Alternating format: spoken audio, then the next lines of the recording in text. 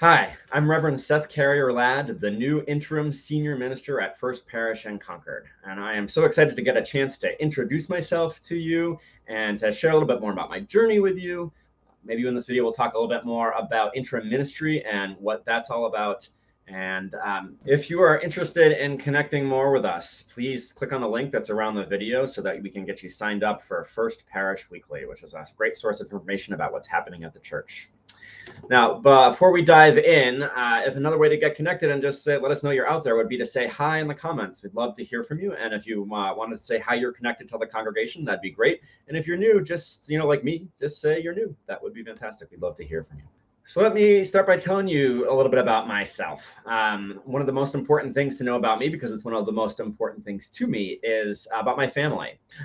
So my spouse is also a Unitarian Universalist minister. Her name is Elizabeth, and she is the settled minister at First Parish in Dorchester. Then we have 4 kids, ages 8, 7, 5, and 2. And so, yes, there's not a dull moment in our household, because we also have 2 dogs. So there's a lot going on there.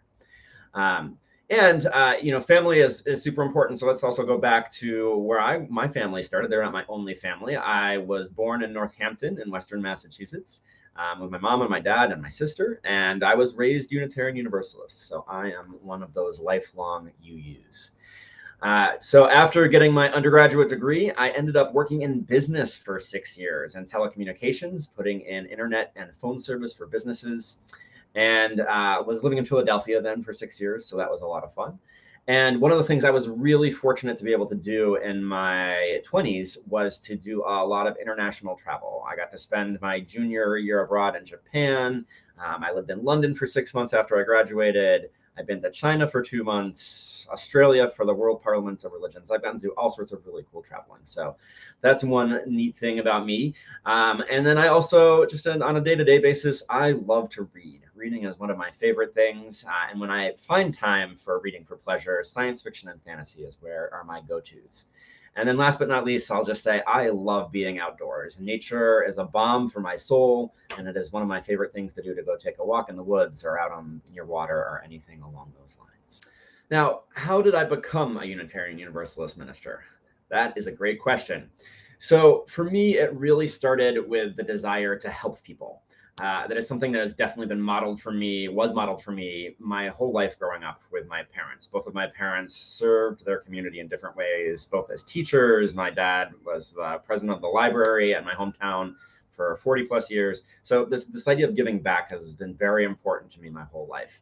And clearly ministry is a great way to do that. And something also that really spoke to me is I've always loved to wrestle with the big ideas, to think about philosophy and religion and like, why are we here and what's going on? So that's something that's always really drawn me in, is that I just really love thinking about that stuff and thinking about what's going on. The other big thing for me is my own journey of growth and healing. I struggled a lot socially as a kid and a teenager. And as I'm beginning to figure things out, it is both not that hard. It was one of my initial insights, like, oh, we should just communicate more. Isn't that, that makes life so much easier. And of course, communicating and becoming vulnerable and doing all this stuff is incredibly difficult work. So that's what has drawn me into ministry, is the opportunity to both do my own work and to help others on their own life journeys. And, the reason to not do this alone is because it's harder to do it alone. I just remember I was struggling at one point in my life with some anxiety. And one of my good friends said to me, she said, Seth, have you thought about going to therapy? And I said, oh no, I'm going to do it by myself. And she said, well, if you were going to learn an instrument, would you get the instrument and try and do it yourself, or would you get a teacher? And I said, well, I'd get a teacher. And she said, why? And I was like, oh, because it would be so much easier and faster to do it with help, with training, with someone who knows something. And that to me is why it is so important to do religious life, to do religious exploration and learning and growth together. It's because it's easier and faster and we learn more. And also, in addition to that, you're not alone, right? Because it's so important. One of the best things about community is knowing that we're not alone and having that warmth and love and support of the gathered community. I am so excited to be here doing ministry as your interim minister in Concord now.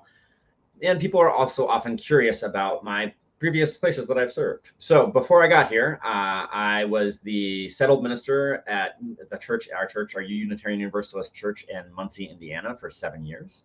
And then right after everything kicked off with the pandemic, our whole family moved back here, and I just finished serving 2 years as the interim minister at the Unitarian Universalist Church of Marblehead in Marblehead, Mass.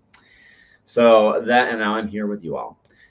So speaking of interim ministry, what is interim ministry all about? Really, the biggest thing that it's all about is getting ready for your next settled minister.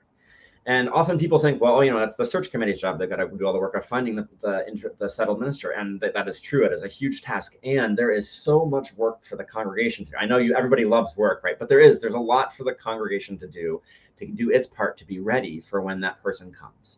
And, so there's some specific parts. One of the important parts is letting go.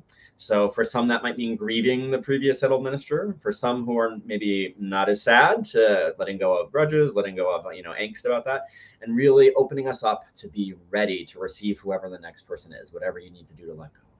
And then there's other work too about figuring out who you are now that the last minister is gone, figuring out who you are without that person, figuring out who you are as a congregation and what kind of settled ministry you want to call, who you want to come to lead you next. So there's some other stuff, history work, some other things along those lines, but it's really this work of getting prepared and being ready for a new relationship. This is really what it is. You are about to enter into a new significant relationship as a congregation, and there's some work to do before you'll be totally open and ready. And so that's part of what we're going to do. And another part, of course, is that after all this pandemic time, there is regathering work to do. There is work to do of coming back together as a community. And that's so important. We've had experienced trauma, experienced difficulty. Some of us have experienced real loss. And there's a coming back together time now. And one of the things about being community is that it can be easy sometimes to take it for granted when that's what we do. We go and participate, but it's a practice. It's an intentional thing. And maybe some of us are out of the habit of being in community in different ways right now. And so one of the things I hope is that we are in this time of coming back together is that some of you choose to be intentional and to maybe shift out of some pandemic habits and be really present to our community and come back if you are feeling a little disconnected, so that we can find that joy and that energy and that love together again, so we can move on into the future together. Friends, I can't wait to meet you and to get to know you. If you haven't already signed up for the email list, please do so, clicking on the link around the video, and that way we can make sure that connection is made.